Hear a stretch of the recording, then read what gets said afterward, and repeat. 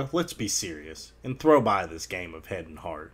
Life means, be sure, both heart and head, both active, both complete, and both in earnest. Men and women make the world as head and heart make human life. Work man, work woman, since there's work to do in this beleaguered earth for head and heart.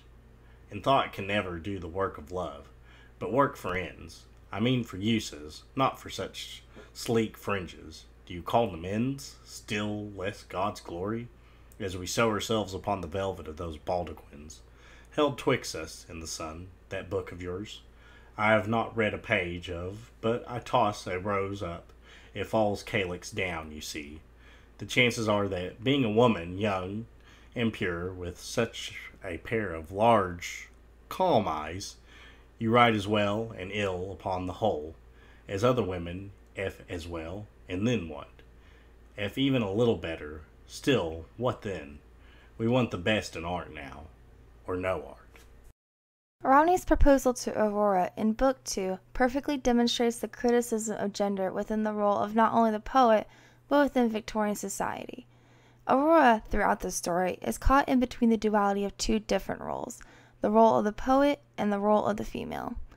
In Alison Case's article, Gender and Narration in Aurora Leigh, she discusses the conflict between Aurora's dual literary roles itself represents a deeper tension within the text, that between the impulse to rebel against the restrictions of the traditional role of Victorian womanhood and the desire to co-opt the ideological power of that role to form her perfect artist on the foundation of a culturally recognizable perfect woman.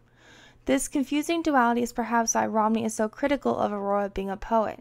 It would have been considered improper at the time.